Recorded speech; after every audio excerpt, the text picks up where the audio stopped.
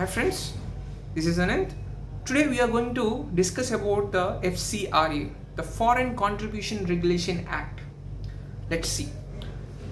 The globalization has transformed the movement of people, ideas, technology, and financial resources across national borders.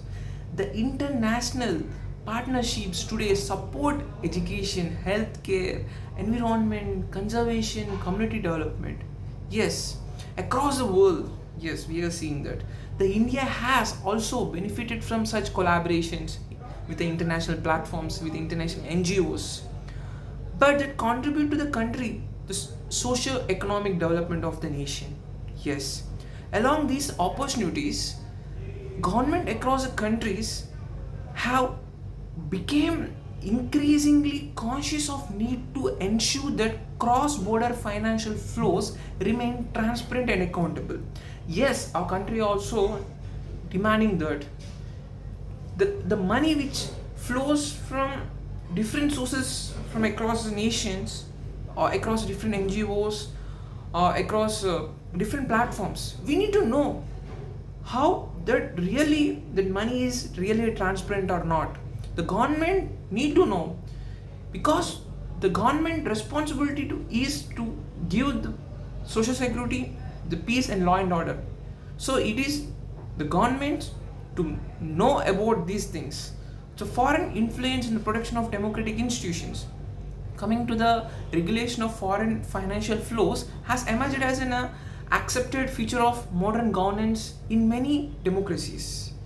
So the Foreign Contribution Regulation Act should therefore be understood within the wider international context.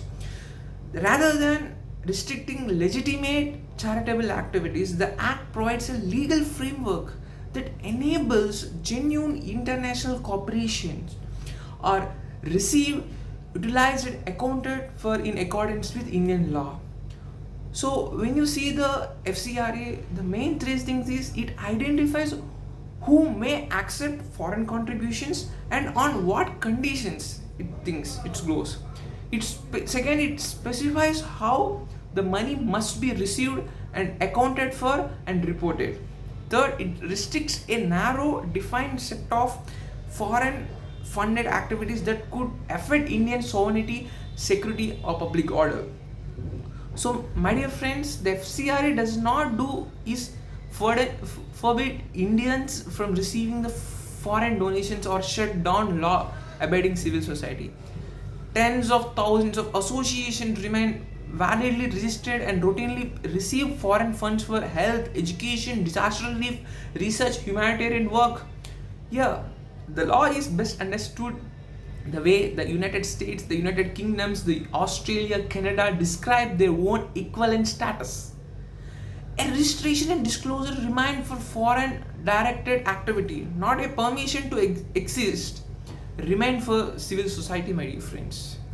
So, what the main core objectives of this FCRA? The FCRA, the main core objective is it should be transparent. Every organization receiving some foreign flows must register with the government, receive funds through a designated and verifiable banking channel, and disclose that amounts received, the donors, and the purposes for which funds were used. First thing. Second thing, accountability. The recipients must file annual audited returns. The returns are to be filed online. Donors, amounts, utilization are all the record, creating a fully traceable chain from foreign source to on-ground activity, my dear friends. Third thing is a sovereignty. Contributions from abroad that could adversely affect Indian sovereignty, democratic institutions, electoral processes, public orders, or a national security are subject to regulation. This is not a restriction on a legitimate charity. It is the exercise of sovereign governance. Fourth, enabling genuine work. The Act is designed to facilitate, not object or obstruct, the international cooperation. The education, healthcare, poverty alleviation, disaster relief, scientific research, and environmental work all continued unimpeded with the framework. The public confidence, my dear friends. When citizens know the foreign funding to organizations is registered, disclosed and audited, it builds trust in the voluntary sector and in the organizations themselves. The transparency protects both beneficiaries and the donor intent. My dear friends, yes, we need to know what this bill is. So we know the bill was first introduced in 1976 at that time to make the country know about the foreign financial inflows. But today the bill proposed a designated authority to safeguard foreign funds assets when a registered lapses or a cancel. The notified FCRA amendment rules links registration to specific purposes and approves state and union territories, excludes from the permitted religious activity. Yes, my dear friends.